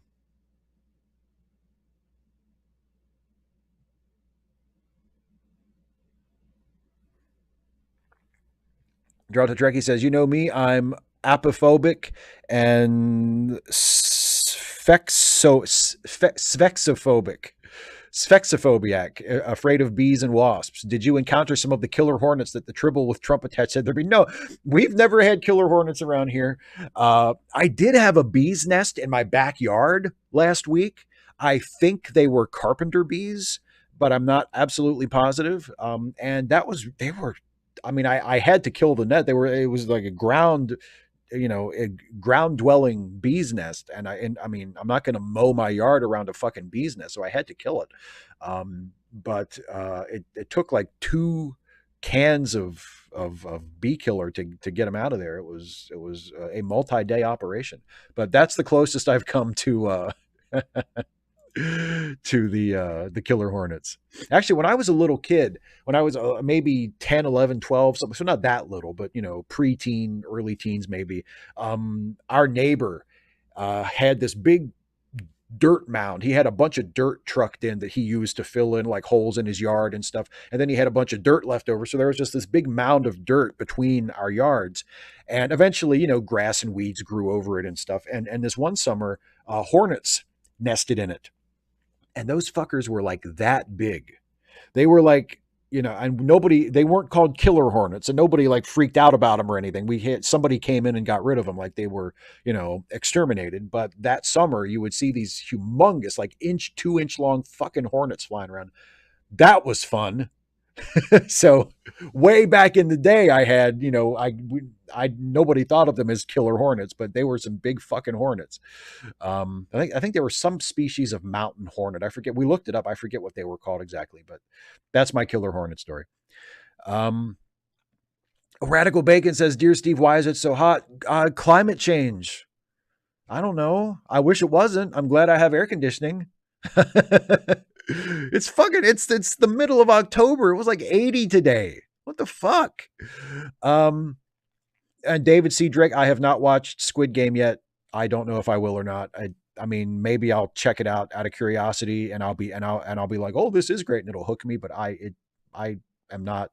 I don't feel compelled to watch it at all right now. But maybe I will, and if I do, I'll let you know. Super chat from John Burns, who says, in World War I, Canadians held urine-soaked handkerchiefs over their mouths to fight off German mustard gas attacks. Nasty stuff. So about U.S. maskophobia, boy, that is a great argument. That is a great argument. In World War I, they held they held rags soaked with their own piss over their mouths, and you won't even wear a fucking cloth mask to go into Walmart. I knew that story. I knew that there was actually I forget what it's called, but like a, you know, a category of mask where like that's how the mask was designed to work. Can you imagine that pitch meeting? The guy who invented that mask, and he's like explaining it to the higher ups in the military. Got this great new gas mask. It's really going to turn things around for us in the trenches over there. In World War One, you know, it's terrific. Well, how does the mask work? How does the gas mask work? Okay, well, you know, first you piss on it, and then you wrap it around your face. Yeah. Here's a member message from Eric Allen, who says, Raven, Poison Ivy, Harley Quinn, Batwoman, Renee Montoya, etc. All lesbian or bi. Nobody cares. But let a male superhero be bi and everyone loses it. Male privilege, buddy. Yeah.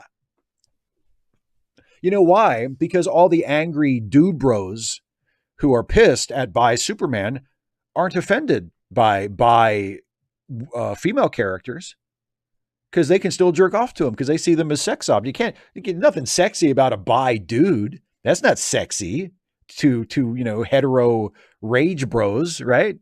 But yeah, absolutely, good point. Yes, they're out to Trekkie mountain hornets. Dana says in Roman Holiday they don't even end up together. How is that romantic? Well, the resolution isn't necessarily what you want. Of course, you would love to see Gregory Peck and Audrey Hepburn end up together, but they were of two different worlds. He was a commoner, a newspaper reporter, and she was a princess. You know, they were star-crossed lovers. They were ships passing in the night.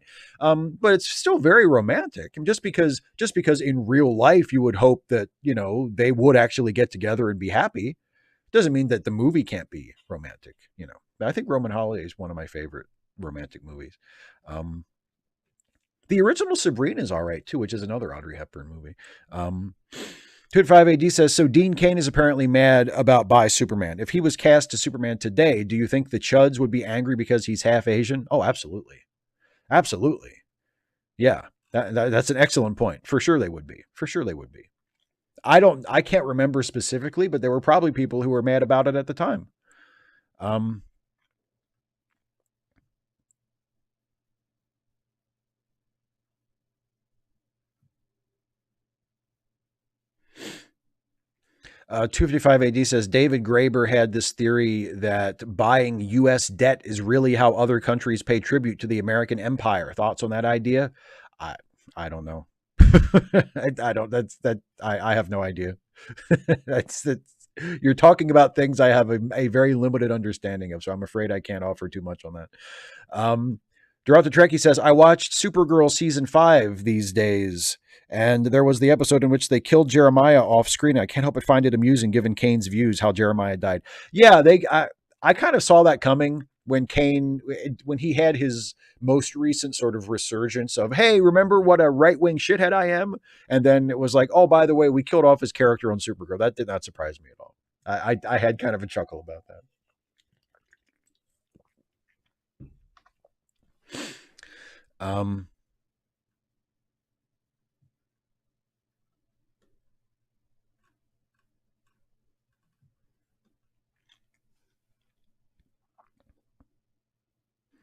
Well, this is a good one from Dorota Trekkie. In my fanfic/book, page 160, by the way, good for you. A lawyer asks the question, is William T. Riker a villain because he kept silent about the USS Pegasus? What do you think?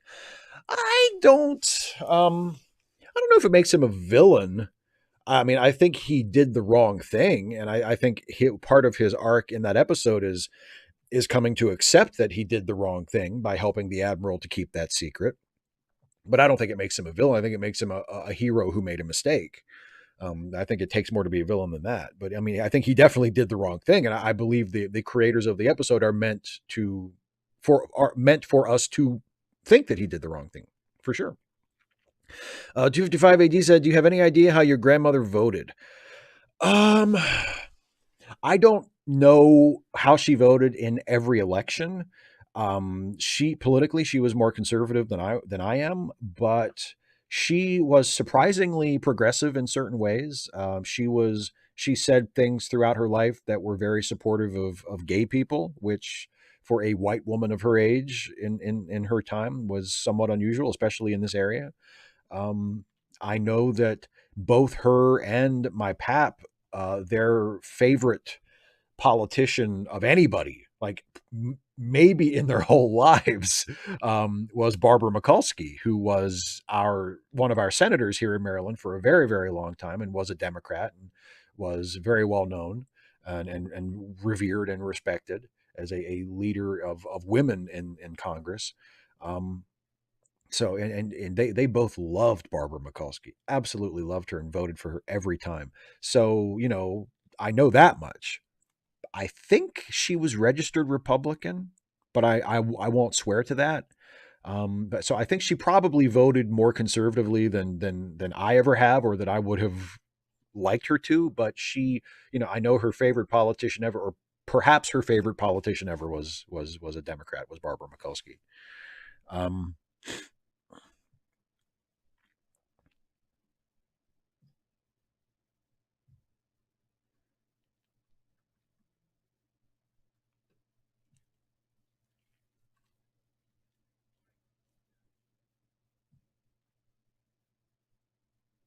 Dorota Trekkie says, just bought Free Guy and Fast and Furious 9 on Blu-ray. What do you think? Where could Dom Toretto and his car, what's it, a Mustang, go and do next? I think they got to go to Mars next. I haven't seen the new one, so I mean, there's a sequence where they go into space in the new one, right? So what's next? I mean, they got to go. I guess next could be the moon. They could do a and uh, with lunar rovers instead of cars. They could fly to the moon, and they could do the you know with lunar rovers instead of cars. And then after that, the next step after that, so that would be Fast and Furious 10. So Fast and Furious 11 would be Mars. So the next two movies, it's Moon and then Mars. Um,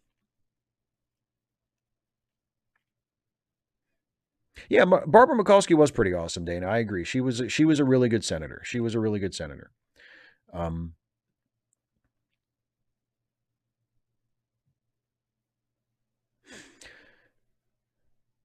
Pedro Nagura asked, "What's your favorite food?" Sorry, I don't have creative questions. That's a good question. Sometimes the quote unquote simple ones are the toughest to answer. Um, I don't know if I have a single favorite food, but one of my favorite things in the world, and this would only be for cheat day, because for the most part I am vegetarian, but every so often, one day a week, I allow myself to eat meat, and it's tomorrow, everybody. Tomorrow's cheat day. But so it would be a cheat day meal, but I love a good Reuben sandwich. Um, with a side of fries, a Reuben and a side of fries, and like a Coke or something to drink is like, oh, that's heaven for me. I don't know if I would say it's my favorite food, but it's the food that I have been thinking about the most over the last month or so. I really, really love a good Reuben. So I'll say that for now. Um, and yes, some random geek and John Burns both point out, yeah, not only did the Fast and Furious gang go to space, but Jason went to space as well. And he also went to Manhattan, and he also went to hell. So Jason's been around. Um, Throughout the Trek, he says, "What is your most favorite Knight Rider, Magnum, or Charmed episode?" Favorite Knight Rider episode. I haven't seen enough Charmed to have a favorite. I was never a big Charmed fan. My favorite Knight Rider episode is probably, I can't remember the title, but it's the second appearance of Garth Knight. So it's Michael, it's David Hasselhoff in a dual role as Garth and as Michael, and his acting choice to play Garth as evil. In addition to having the facial hair, they do the Star Trek where he has facial hair for evil Michael or for evil Garth. They're identical, right? But he lowers his voice and he talks like this. I'm the evil one. I talk like this, and it's just perfection. And favorite Magnum episode is probably Did You See the Sunrise? Which again is the obvious choice, is a lot of people's favorite episode. It's the one that ends with him, it looks like the bad guy is going to get away with it. And then Magnum says, I just have one question for you. This morning, did you see the sunrise? And the guy says, yes, I did. And Magnum turns around and blows him the fuck away. And that's the end of the episode. So sorry for spoiling that, everybody, but it's like a famous moment. It was going to be spoiled for you eventually anyway. Yes, Derogatory Trekkie Goliath returns. That's it. Yes. Tasby12 asks, what's your favorite non-Star Trek TV show? Oh, boy. Favorite non-Star Trek TV show. I mean, there are several shows that are, if I was going to make a list of my favorite TV shows ever, there are several that would be ahead of any Star Trek show. All in the Family, I Love Lucy, The Twilight Zone. I think all of those are better than any Star Trek show has ever been. NYPD Blue, maybe. Homicide, Life on the Street, maybe. Those are some picks just off the top of my head. Yeah, exactly. Derogatory. Yeah, where he shoots Ivan in the face. You're goddamn right.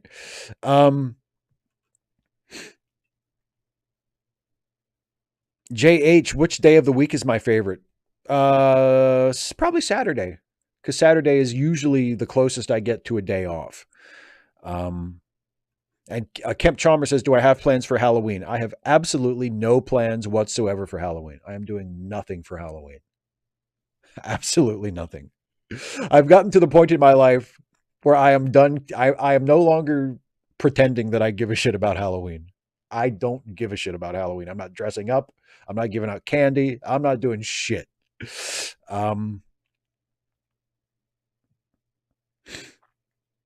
John Burns, MacGyver Mondays, where I live. Favorite episode of MacGyver. I think I got this question recently. My favorite episode of MacGyver is, it was somebody asked best Halloween episode, and I gave a MacGyver episode. That was it. My favorite MacGyver episode, it's really, really tough, but I think it's,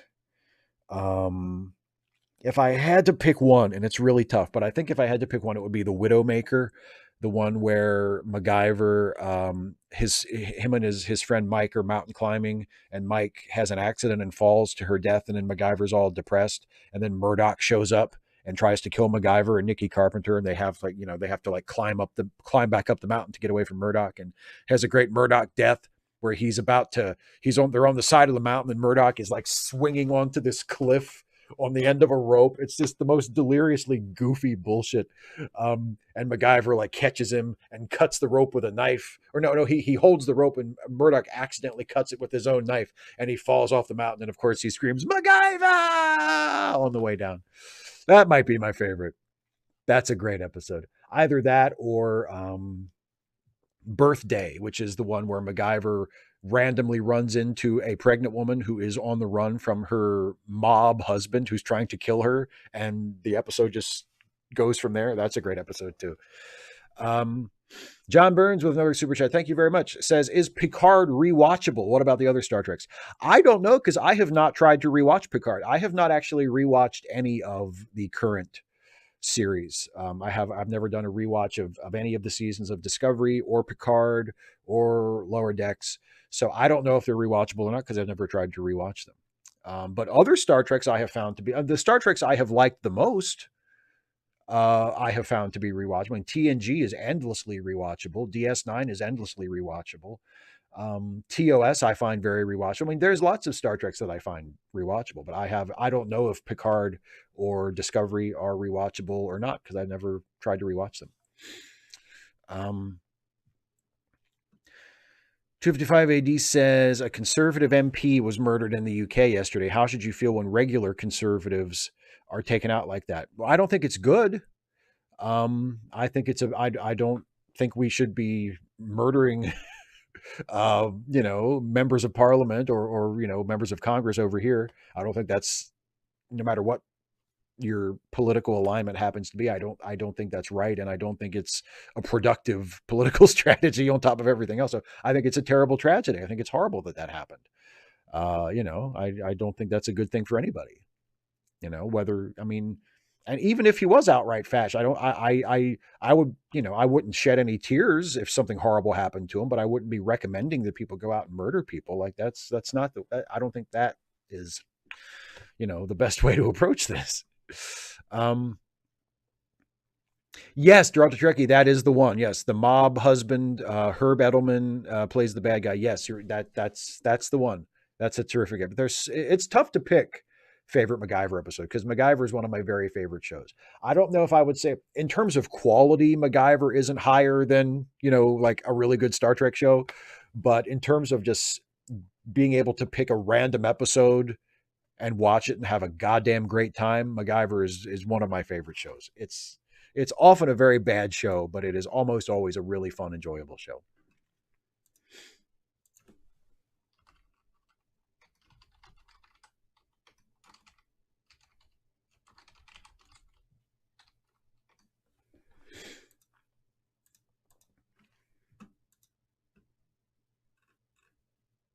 JH says, a woman playing MacGyver in a reboot, yes or yes? I'd be okay with that if it was a good show. Yeah, I don't have any particular objection to it. I think that'd be, if it's a good, my answer is almost always, and anytime anybody proposes a reboot of something or I'm like, if it's a good show, then I'll watch it. Like I don't preemptively close doors because, oh, but what if it's a woman, or what if it's someone of a different race, or what if it's this or that, or what if they change the premise, or blah blah blah, like this. If it's a good show, it's a good show. um Dana asks, do I have any holidays that I do care about? Not particularly. Not really. I mean, I guess Thanksgiving and Christmas, because me and dad and my brother get together and have a nice meal together. But I mean that, and I like that. I look forward to that. But as far as like the holiday itself, I don't give a shit. No, there aren't really any holidays I care about. Um,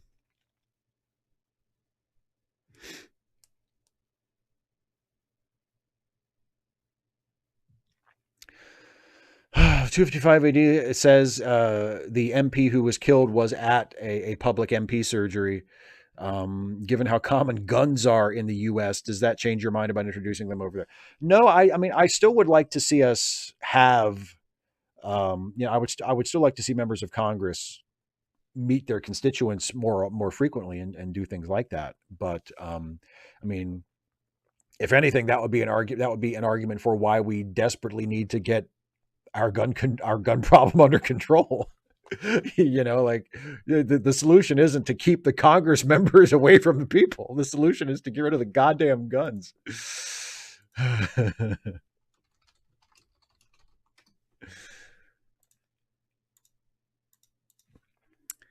um Some Random Geek asks, worst James Bond movie, least favorite James Bond movie. Honestly, I've never really been into James Bond at all.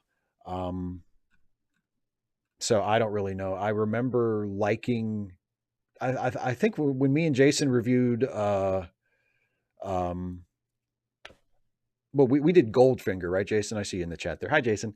We did Goldfinger for the show.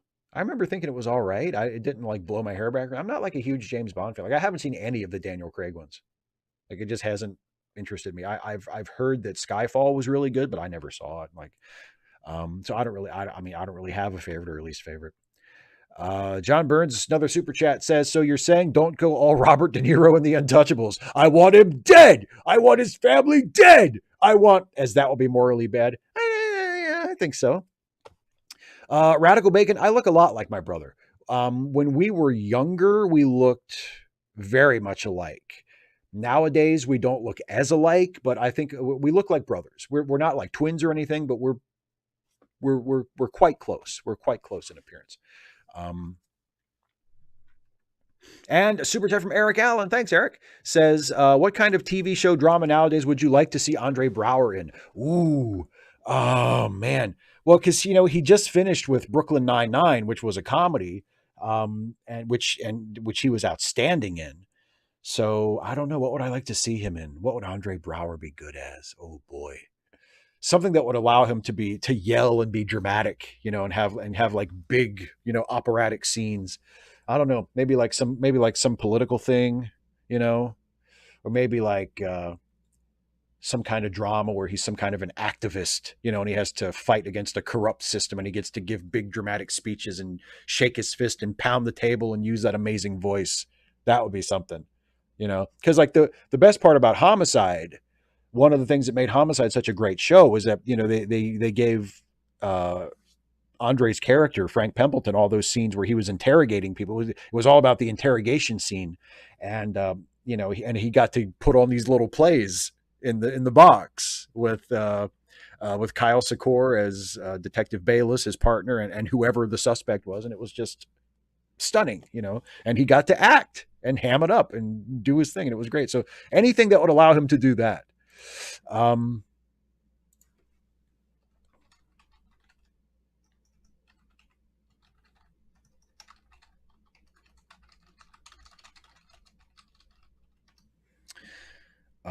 And Jason, how dare you call me grandpa? I'm the younger partner, buddy.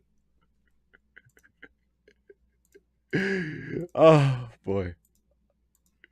Yes, we did. I thought it was Goldfinger, but I couldn't remember. I couldn't remember if it was Goldfinger or Doctor No. Oh, Pedro Nigura. That's the best answer. The best James Bond movie is Our Man Bashir.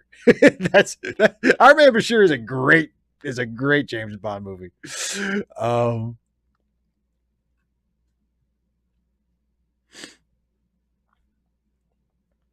Yeah, CMAC brings up Gabby Giffords. Yeah, exactly. I mean, if Gabby, it's like Gabby Giffords. Like how many shootings have there been over the last 15 years, 20 years? Pick a time frame that in any fucking sane country would have by themselves been the impetus for a wave of revolutionary gun control laws. You know what I mean? Like a congressman gets shot. Okay, fuck this. We're clamping down on this gun stuff. We're passing new laws. We're having buybacks. We're having background checks. We're banning all these. We're making it possible for people to sue gun manufacturers. We're removing these bullshit restrictions on the CDC so they can study gun violence. And I mean, we're changing everything. Fuck this. We're not doing this anymore. Like Gabby Giffords was one of those. Fucking Columbine was one of those. The Pulse shooting was one of those. Marjorie Stoneman Douglas was one of those. I mean, like how many of those have we had? So yeah. But like I say, I don't think it's a reason to not have members of Congress meet the public. I think it's a reason to do something about the goddamn guns.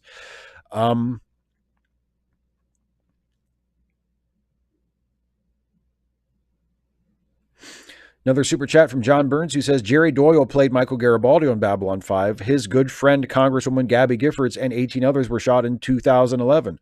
What about Shoot versus Stab? What about Shoot versus Stab? All things considered, I'd rather be stabbed. I'll put it this way. I mean, you can, because there's stabbings that can be just as bad as shootings, depending on where you get stabbed and with what. But my answer is always this, and this is what I always say to people, because people will sometimes make the argument of like, well, if you took guns away from people, then people would just stab each other. Okay, you're locked in a room with someone who wants to kill you. Would you rather that person have a knife or a gun? That's what I fucking thought. Like, it's clearly better to be. If you are being chased by someone who wants to kill you, it's clearly better that person have a knife than a gun, right? Like, that's right. I'm not saying, nobody's saying that you can't do a lot of damage with a knife if you put your mind to it. But it's better. You'd rather them have a knife than a gun, right? Come on. Um, Another super chat from John Burns who says, "What about Debbie Does Dallas with an all-male cast?" I mean, it doesn't sound like my cup of tea personally, but I mean, I'm sure lots of people would enjoy it.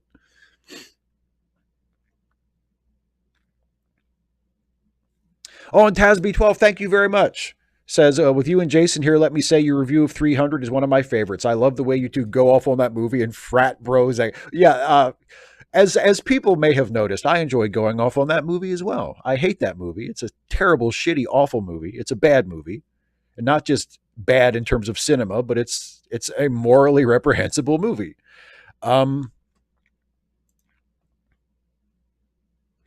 so, um,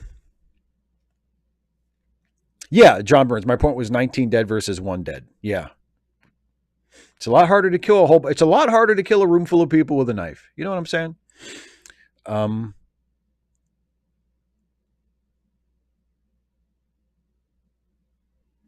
See him, I guess. As an Iranian, I super appreciate your hatred of 300. I mean, it's like, I'll go off on this little mini rant and then I'll wrap up the show because we're getting close to 8 o'clock. But John Burns, exactly. I'm saying Spartans didn't speak with Scottish accents. I know that that's shocking, and that's not even one of my like. I don't give a shit about the historical inaccuracy. I don't give a shit. Kemp Chalmers with the super chat. Debbie Does Dallas, a classic. Yes, indeed. I don't think I've ever seen Debbie Does Dallas actually, but anyway. Um, so, um,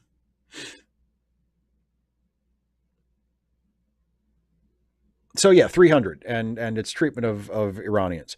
Um, so I mentioned 300 in my video this week, my 3 kinds of bad movies video. And I mentioned that it was, in the morally reprehensible category. I mentioned that it was trash and that it was fascist pornography. And a couple people left comments saying, "Well, even if you think it's that bad, you can't blame Zack Snyder for it because he was adapting a graphic novel by Frank Miller. So surely, if there's any objectionable material in the movie, it's not Zach's fault. It's Frank Miller's fault." And so I'll just take a sec since 300 has come up in the chat and I'll take any I'll take any opportunity to piss on Zack Snyder. Fuck Zack Snyder. Um, to hell with that. Zack Snyder made the movie.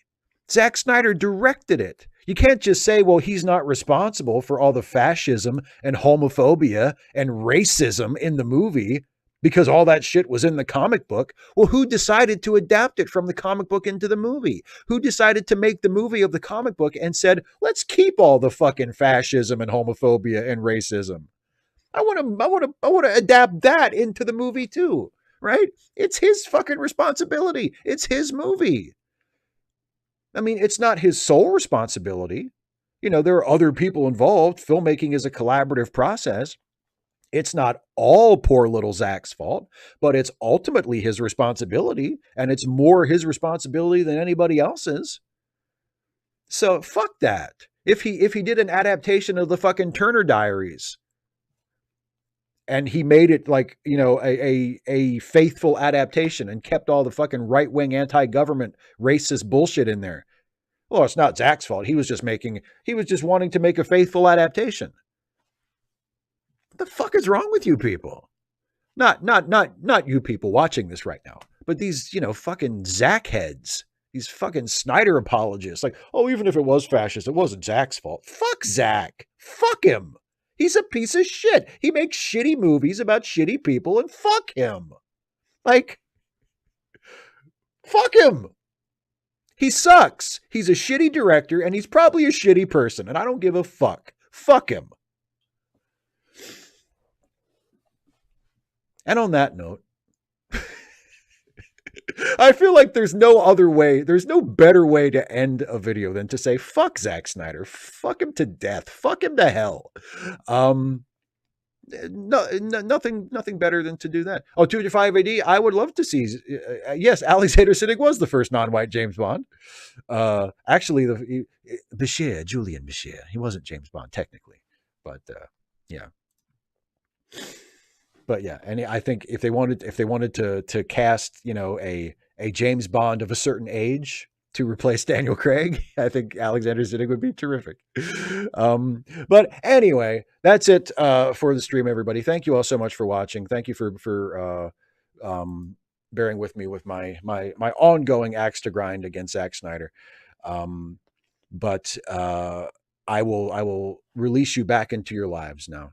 And I want to remind you before I go, don't forget the charity links that are linked in the description of the video. You click that link and it'll take you to a Google Doc with links to a bunch of people who need a helping hand. And it's put together by our friend Some Random Geek. And Jason says, "I've heard the Snyder rant. I'm used to it. Don't do this to these nice people."